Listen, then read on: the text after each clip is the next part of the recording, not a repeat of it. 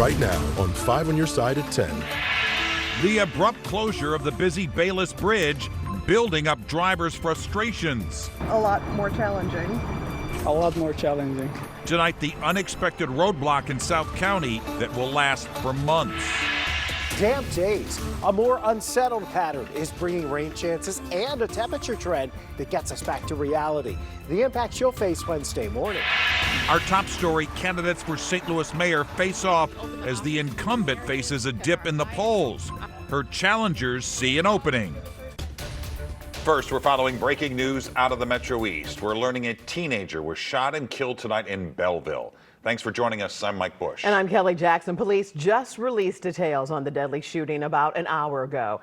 Officers say it happened on North 81st Street, not far from the St. Louis downtown airport. Police found a 16-year-old on the ground in front of a home with multiple gunshot wounds. He was taken to a nearby hospital where he died. There is no word on any arrests. And we will continue to follow this story and give you updates on air and online at KSDK.com and on the 5 on Your Side mobile app. Back to our top story, the race for St. Louis mayor heating up with the municipal primary exactly 1 month from tomorrow. The candidates met in 2 separate community forums tonight, one virtually, the other in person.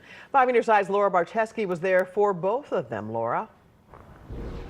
Mike and Kelly, the candidates for St. Louis mayor met up with residents in the Jeff Vanderloo and McKinley Heights neighborhoods, taking their questions and really trying to win their votes. A lot of the topics centered around public safety, state versus local control of the St. Louis Police Department, and infrastructure. Candidate Andrew Jones did not appear in McKinley Heights while we were there, but all 4 candidates did appear for the online mayoral forum in the Jeff Vanderloo neighborhood. One of the questions moderators asked is, how do you feel about the Office of Violence Prevention as it is now, and where do you see it moving forward? In some neighborhoods that our violence interrupters work in, with Show Me Peace, which you work for, Mr. Brooks, or work with Mr. Brooks, we've been able to reduce homicides by 70%. And in some neighborhoods, we've only seen 1 homicide. So I would say that we're making a lot of progress. As mayor, I'd continue that program, and I will be focused on changing a lot of the funding from ARPA funding to full general revenue funding, put it in our permanent budget. Program and those partnerships are very important to us. There are going to be some that we could do better with and that we can reevaluate. You know, from my perspective, representing communities that experience a lot of crime, and have a lot of violence, in particular, the LaSalle Park neighborhood, the neighborhoods just south of the Arch. I want to see those reactivated with the Office of Violence Prevention because those partnerships were very, very valuable to the neighborhoods. We need to fund the police. We need to get more police out in the streets, and programs like Cure Violence and things of those natures, those will be a supplement, but they cannot provide the necessary supports in order to reduce crime.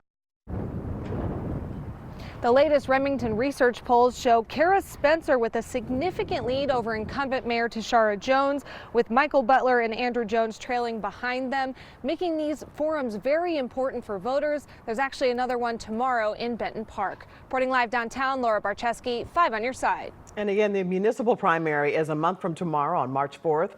St. Louis City uses an approval voting system, meaning you can vote for as many candidates in one race as you choose. And the top 2 vote getters will face off in the April 8th election. Tonight, St. Louis Board of Aldermen President Megan Green tells 5 on Your Side she's heading into tomorrow's board meeting prepared to apologize. Green recently made controversial accusations against Alderman Joe Volmer, saying he was drunk during a meeting over the Rams settlement money. She later ended that meeting early. Now she says she hopes her apology can help the board get back on track and they can decide how to spend the settlement. My comments were not professional, and I take ownership of that. I recognize that I'm not perfect as a person, and I think leadership is about recognizing when we cause harm, taking accountability for it, and then working to repair harm in whatever way we can to move forward. Green also says she saw open alcohol containers in City Hall, and she's hoping to pass a new prohibition on alcohol in City Hall in the next session. New tonight, a familiar face is throwing his hat in the ring for St. Charles County Executive. Bill Eigel announced he will run for the position in 2026. Most recently, Eigel lost his bid to be the Republican nominee for Missouri governor. He would face St. Charles County Councilman Mike Elam and Lake St. Louis Mayor Jason Law in the Republican primary. One of the warmest days we've ever had on this day is leading us into a cool down for the rest of the week. Chief Meteorologist Scott Connell here with what you can expect this week and the weather impact forecast. Scott. Well, the changes are already underway as the colder air is filtering in here. Look at the numbers from today, though. Creve Coeur at 76, Alton at 71. You had 72 out in Warrenton, 73 in Smithton. Way above average for this time of year. Clouds have rolled in tonight. Your typical temperature on the 3rd of February is 42. We were at 76 today. That breaks a 135-year-old record. This front has moved through down to our south now. The winds are a bit gusty out of the north. Clouds are rolling in. Expect it to stay cloudy, and we're dropping tonight. Those temperatures will be in the 30s by early tomorrow morning. So colder weather is definitely expected for the rest of the week. It's mostly rain that arrives in the wee hours early on Wednesday. This is before sunrise Wednesday, but north of St. Louis, there may be some brief freezing rain. Limited impacts, though, because ground temperatures are up. We will watch those bridges north, and in just a few minutes, we'll time out the arrival of that rain and perhaps a little freezing rain. That's coming up in about 10 minutes, Mike. Within the last few hours, the major case squad identified the man killed in a double shooting in Dupo, Illinois. Police say 36-year-old Cody Rhodes and another man were shot this morning in an apartment building across the street from the Dupo Police Department. Officers heard the gunfire and ran to the scene. Investigators on scene say they took multiple persons of interest into custody. However, they're still seeking information from the community.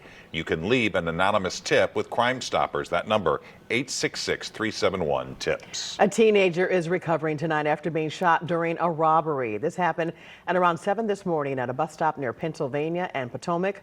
Police say the 19-year-old victim was approached by two men who stole his phone. A passing bus driver found the teen wounded and called police. The victim is expected to be okay. Officers are still looking for the two suspects. The federal trial began today for a St. Louis man accused of causing the deaths of 9 people while running a drug trafficking operation. Anthony Jordan has been in jail since 2015. One of his alleged victims was 51-year-old Clara Walker, who was killed by a stray bullet in her home near Fairground Park. Prosecutors say he killed another person that same day in a drive-by shooting. Jordan's defense attorneys say there is no forensic evidence against him. He faces multiple life sentences if convicted. A major road detour tonight in South St. Louis County is impacting nearly 15,000 drivers a day. Half of the Bayless Avenue Bridge over Gravois Creek remained open during construction. Now, the entire span will be undrivable for months. New tonight, Annie Kroll is pressing officials for answers about the abrupt closure. Like many roads in St. Louis County, potholes remain a major problem for drivers after the frigid January temperatures and February thawing. But most spots aren't as dramatically impacted as the Bayless Avenue Bridge closed as of Monday. We had the contractor out here patching potholes and things like that on a daily or every other day basis, and they were falling apart as fast as they could patch them. The county's Department of Transportation and Public Works says the driving surface of the half of the bridge that was still open to traffic significantly deteriorated just in the last few weeks. Right now there's more patch out there than there is asphalt driving surface. Matthew Grendler's advice after 28 years as St. Louis County's construction division manager is, I would say if you can avoid the area, by all means avoid the area. Unfortunately, not everyone knew that. Even GPS software hadn't updated. A lot more challenging, yeah. Food delivery drivers now needing to park and literally run across the bridge since they didn't have time to drive around to make pickups at a McDonald's. Because the road is closed, so the cars can't go to the road, so we have to walk to the restaurant and get our... The detour will now be in place for months. They have to take down the existing structure, they have to drive pile for the foundation of the new structure, and build the abutments, and then You have girders and deck panels that you have to that are made off-site. You have to bring those in and set them. Originally slated to open by Labor Day, the county is hoping to have the new bridge unveiled around 4th of July. Annie Kroll, 5 on your side. The county is advising drivers to detour to Lime Ferry, Rivas Barracks, or Union roads over the next few months as the work continues. Right now, crews are working to make a stretch of Chippewa in South St. Louis safer. The area has seen multiple crashes in the last 3 years. Right before Christmas, a 19-year-old injured 6 people after driving into a crowd gathered on Ted Drew's parking lot.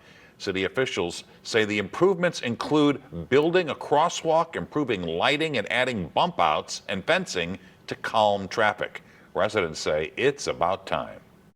I'm baffled at the time it's taken for anybody to really step up to the plate and make changes in front of that business. Without an infrastructure that can make people safe, somebody else is going to get hurt. The goal is to have all the safety updates in place by this spring. Spire has contained a massive gas leak that forced thousands of Nestle Purina employees and Madison Middle School to evacuate today. Emergency crews say it happened at 7th and Choteau after part of the street collapsed on a gas main. It shut down 5 blocks between Choteau and Tucker for hours. Crews are repairing the gas line and the road. Officials don't know what caused the street to collapse. Rebuilding a legacy. That's where rock and roll started. The new push to save the North County home of the father of rock and roll. One of the madmen is mad for St. Louis. The apple doesn't fall far from the tree, kids. It's still good for me. John Hamm opens up on life in the Lou and La La Land. The weather impacts this week will have us back in layers instead of today's short sleeves. What this steady stream of disturbed weather means for St. Louis. Tonight, a renewed push to revitalize the home of late musician Chuck Berry ahead of what would have been his 100th birthday next year. The rock and roll icon grew up in St. Louis. 5 on your side's Brent Solomon joins us with more on the next step to stabilize the old vacant property on the north side. Well, guys, tomorrow morning, city leaders will meet with investors who are interested in helping getting that crumbling building safe and secure again. Who knows what new life can come out of a property right in our own neck of the woods, full of history and pride that can't be forgotten. Bringing a crowd to its feet was quite an easy feat for this musical legend. When I first heard Maybelline, it was 1955 on the Chess record label. It changed the world. Rock and roll started right then. The owner of Blueberry Hill remembers it well. The restaurant sits across the street from Chuck Berry's statue on Delmar. When you walk in, you're greeted with a collection of memorabilia. The guitar that he played years later. Joe Edwards met Berry when he launched a rock and roll beer line featuring the greats. And it was really important to me that Chuck Berry be the first one, his picture on the can. Then Jerry Lee Lewis and Bo Diddley. They became friends. It's why he's excited to see renewed conversations into revitalizing the home Berry lived in when he made it big. It's right here on Whittier Street. That's when Chuck Berry started writing his stuff and playing his guitar and playing the piano too. Take a look at these images when we got an inside look at the home. Tuesday, the city's Land Reutilization Authority will meet with potential bidders who want to breathe new life into this piece of history. I think the more people are going to involve and preserve this piece of our history, it's a wonderful thing. Edwards remembers traveling back to the home with Berry before he passed away in 2017. Years ago, we finally did make that drive way north, and he was just really, he just stood out there and then we looked at it and he looked at it, and then he said, well, no, I built that part of the porch. And you could almost feel all the memories that were going through his brain at that time. It was pretty moving. I reached out to the Berry family tonight. They're not directly involved in this project, so they didn't want to comment. But I'm staying in touch with them about plans underway to honor the legend's 100th birthday. Super Bowl festivities are in full swing tonight in New Orleans. Fans got the chance to attend an opening night party at the Caesars Superdome. Attendees took pictures with players and coaches from both the Kansas City Chiefs and Philadelphia Eagles. There were also photo ops with the Lombardi Trophy, the big game, of course, Sunday night. And we're going to have more coverage from the Big Easy with the Big Game Countdown Special. That'll air right after this newscast on the 5+ streaming app. It's free to download to your Apple, Fire, or Roku device. While one Chiefs fan in Farmington wasn't there for the party, she is hoping to be on the sidelines for the Super Bowl. 31-year-old Elizabeth Galt posted on Facebook asking the team if she could be their water girl. She says the Chiefs' work ethic inspires her to never give up as she faces challenges with autism. She also says being able to help in any way would be a dream come true. It'd be the biggest dream, biggest goal of my life to be the water girl for the Chiefs Super Bowl. I would love it, and I would be so thankful, and God's with me all the way. Galt hasn't heard from the team yet, but she is still holding out hope. Chief Meteorologist Scott Connell rejoins us now with the weather impact forecast after an absolutely gorgeous spring-like day. Didn't need a jacket. Yeah. It was perfect. It was perfect. But things are changing, Scott. Temperatures were in the mid-70s, a record high for us in St. Louis, and now we've dropped back into the 40s. Good news here, looking out at Lambert, that's the last flight to pull at the gate here at the Terminal 2, and it looks like they've all kind of shut down for the night, so that means your morning flight, that plane's already there, ready to go. Here comes some clouds. There's nothing that's going to hold us up weather-wise. We were in the 70s. We slipped back into the 60s. And now in St. Louis, as these clouds and the colder air is rolling in, we've dropped back into the 40s. And right now, from Effingham to Litchfield to Pittsfield back to Columbia, it's right around 40 degrees. So we're headed there before the night's over. Areas south and southeast of St. Louis are a little bit warmer.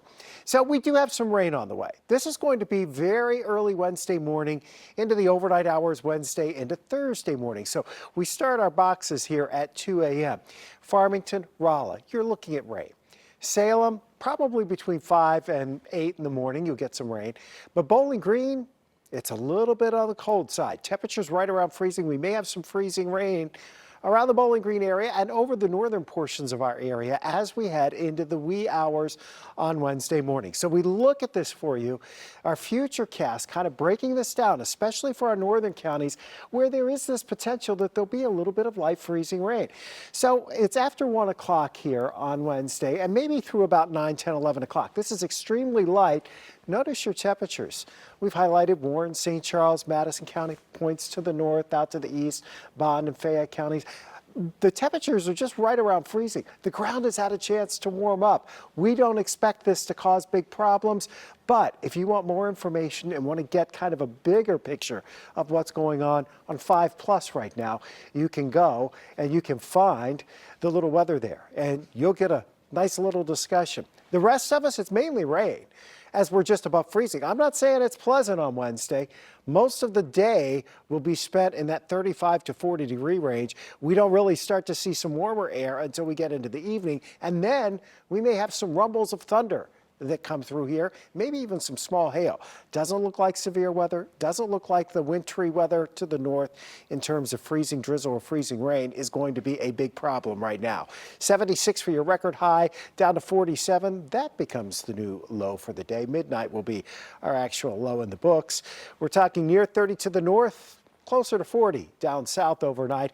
Morning clouds tomorrow, then some afternoon sunshine, but about 30 degrees colder tomorrow. 47 is your high, 51 on Wednesday. Can we put an asterisk beside that? Because that's probably about this time Wednesday night when we get there.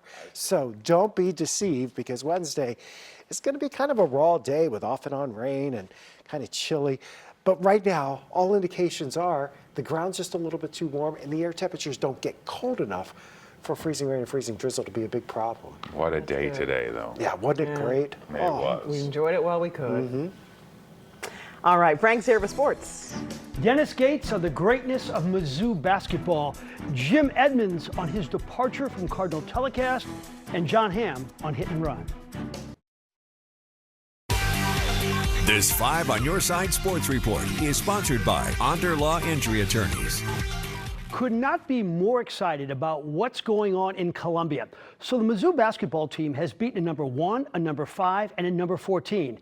anybody for a number 4, they will get that chance Wednesday night in Knoxville against the Vols. And Tennessee will be playing against a team with more depth in the Pacific Ocean. They've had 8 different players lead the team in scoring. They have 11 players averaging at least 11 minutes a game. And coach doesn't sound like complacency will be creeping in. And I just make sure our guys are staying in the moment and have stayed in the moment and just focused on their own growth and running their own race. And at the right time, those things will start to show because the opportunities will come. The unrivaled 3-on-3 basketball league has come. Nafisa Collier from Incarnate Word is the star attraction for the Lunar Owls. Her husband, Alex Bizel, is the president of the league. She was special tonight, scoring 36. The Owls beat the Vinyl 85-68. And congrats to Nafisa on winning the Tamika Catchings Award for excellence on the court and cooperation off the court with the media in the WNBA. Speaking of the media, Jim Edmonds has been in the Cardinals broadcast booth on a semi-regular basis for the last 12 seasons. Not anymore. FanDuel Sports Network announced over the weekend he won't be coming back. Like many broadcasters, Edmonds had his fans and his detractors. He explained why he has soured on the business. He was on the morning after on ESPN Radio this morning. I'm tired of listening to the critics. I'm tired of guessing if I'm doing the right thing or not. Can't get mics to work. TV doesn't work. Replays don't work. You know, the game is so fast right now, you don't even have time to talk. They don't need 2 people in the booth. It's just commercial after commercial after commercial. On Mondays, we often play Hit and Run with a celebrity, rapid fire Q&A, and they don't come any bigger than the Emmy Award-winning actor Jon Hamm. It's edited by Jacob Kurth, who fittingly used some Mad Men music in the background. Your wife, Anna, finds what man attractive, and it kind of ticks you off. Oh, God, maybe Tom Brady? You can be any hockey player in history. Who would you be? Probably Gordie Howe. I think I'd like to have played in that era. I'd rather play with the heavy wood sticks with no flex and a little more elbows on the boards. Cardinal hero growing up? Ted Simmons. You know, he was my best friend's dad. He gave me my very first catcher's mitt for Christmas one year when I was 13 years old. You were an outstanding linebacker at John Burroughs High School. If I could have offered you a 10-year NFL career or a 30-year acting career, which would you take? Acting. I like my knees and my back and my cranium too much. Jimmy Kimmel is ripping emos on national TV. Your response? I've already responded to that. I think you know, we've staked our claim. In fact, my friend John Simmons' little brother Matthew, who lives up in the Bay Area, I recently did a favor for him, and as a thank you, he sent me a big box of Ferrado's pizza and toasted ravioli. So the apple doesn't fall far from the tree, kids. It's still good for me. I texted you a couple of months ago about your golf swing, which was displayed in the series Landman. It looks really good. What's your best round ever? I've broken 80, believe it or not. I think I shot a 78 at Hillcrest Country Club here many, many moons ago. Your worst habit in life is what? Oh, probably procrastinating. I'm just like I always have been with stuff that I have to do. I'll put it off and put it off and put it off. Ken Hedge, the role you enjoyed the most? Time Draper. I can only offer you one of these things, an Oscar or another blue Stanley Cup. Honestly, I'd take the Stanley Cup again. Finally, the thing that makes you most happy in your life right now? Coming home is my favorite thing. Coming home, seeing the dogs, seeing my family and my neighborhood and my friends, and that's all it is for me. You know, I love working, but I love coming home. Recently married, and it sounds like he wants to start a family. I got that feel. So inquiring minds want to know. And he's a dog lover. Yes. And he's had a lot of great roles, but nothing will top Don Draper. No, I think you're right, yeah. Valentine's Day's hottest gift, the cheesy sentiment you can get for your partner.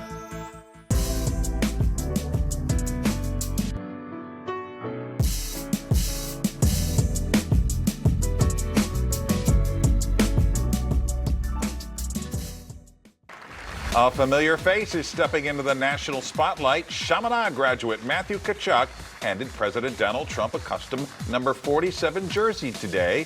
His team, the Florida Panthers, were invited to the White House to celebrate last year's Stanley Cup championship. The team also gifted the president with a golden hockey stick. Emo's cooking up something special for Valentine's Day. The pizza chain, dubbed the Square Beyond Compare, is bringing back its heart-shaped pizza. You can profess your love with Provel starting this Friday, guys, through February 16th. And Scott has a final check of the weather. Yeah, you know, we're quiet tomorrow, but it's a lot colder after being 76 today. You're only in the 40s tomorrow. Clouds in the morning, then we see some sunshine in the afternoon. Boy, that's not going to last. It is mostly cloudy, if not totally cloudy on Wednesday. Maybe a little freezing drizzle or freezing rain north of St. Louis for a couple of hours early. But the ground temperatures have warmed over the last few days. The air temperature is just barely around freezing.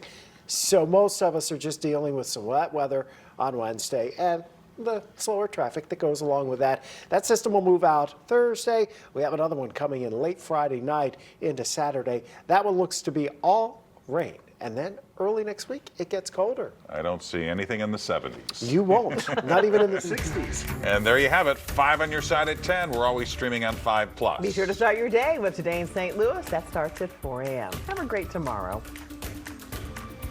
Look at the crows.